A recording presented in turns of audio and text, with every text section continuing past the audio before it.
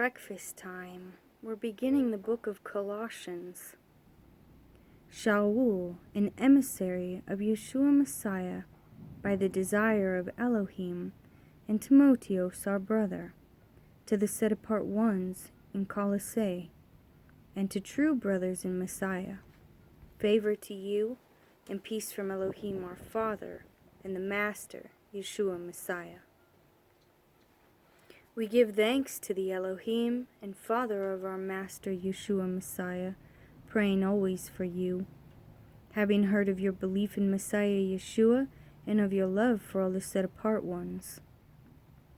Because of the expectation that is laid up for you in the heavens, of which you heard before the word of the truth of the good news, which has come to you, as also in all the world it is bearing fruit and growing, as also among you, since the day you heard and knew the favor of Elohim in truth, as you also learned from Epaphras, our beloved fellow servant, who is a true servant of Messiah on our behalf, who also declared to us your love in the Spirit. That is also why we, from the day we heard, have not ceased praying for you, and asking that you be filled with the knowledge of his desire, in all wisdom and spiritual understanding, to walk worthily of the Master, pleasing all, bearing fruit in every good work, and increasing in the knowledge of Elohim, being empowered with all power, according to the might of his esteem, for all endurance and patience with joy, giving thanks to the Father, who also has made us fit to share in the inheritance of the set-apart ones in the light, who has delivered us from the authority of darkness, and transferred us into the reign of his Son, of his love, in whom we have redemption, through his blood, the forgiveness of sins, who is the likeness of the invisible Elohim, the firstborn of all creation, because in him were created all that are in the heavens and that are on the earth, visible and invisible, whether thrones or rulership or principalities or authorities, all have been created through him and for him. And he is before all, and in him all hold together.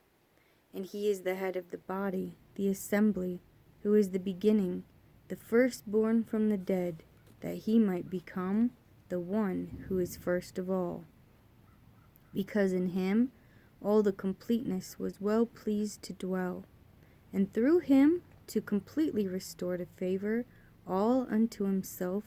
whether on earth or in the heavens, having made peace through the blood of his stake. And you, who once were estranged and enemies in the mind by wicked works, but now he has completely restored to favor, in the body of his flesh, through death, to present you set apart and blameless and unreprovable before him,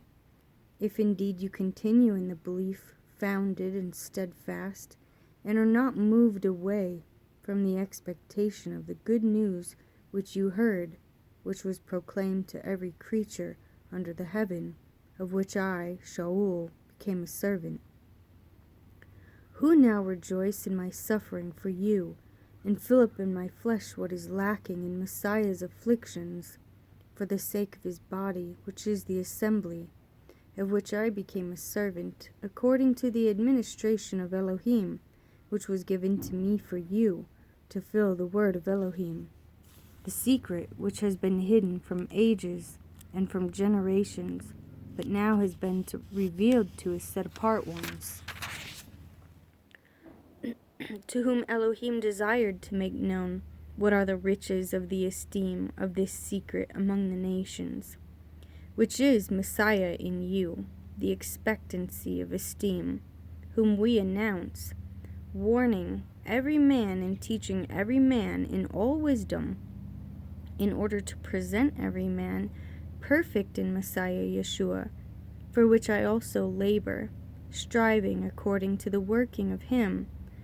who works in me in power. For I wish you to know what a great struggle I have for you, and those in Laodicea, and for as many as have not seen my face in the flesh, in order that their hearts might be encouraged, being knit together in love, and to all riches of the entire confirmation of understanding, to a true knowledge of the secret of Elohim, and of the Father, and of the Messiah, in whom are hidden all the treasures of wisdom and knowledge.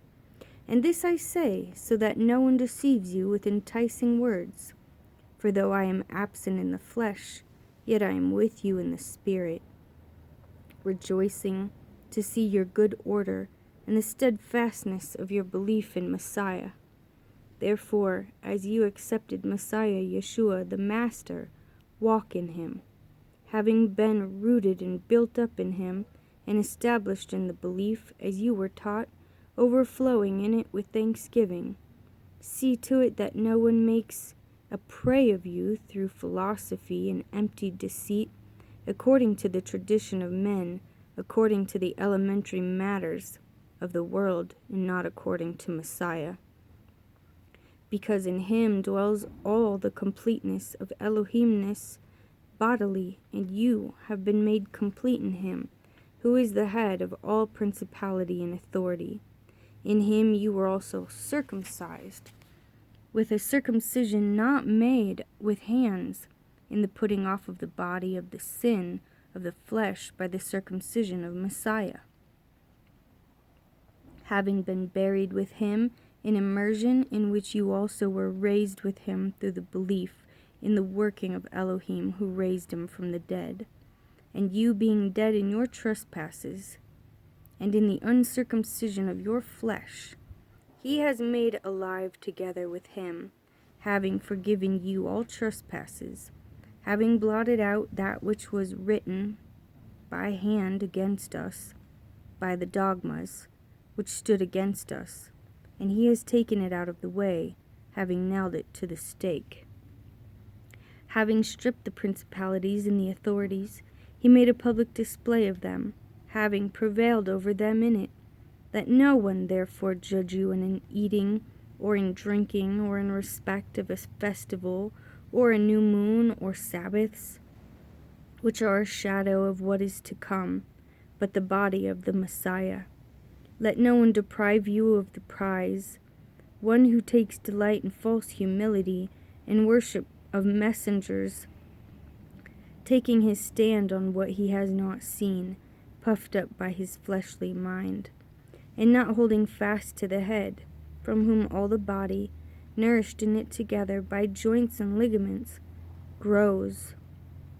with the growth of Elohim. If then you died with Messiah from the elementary matters of the world,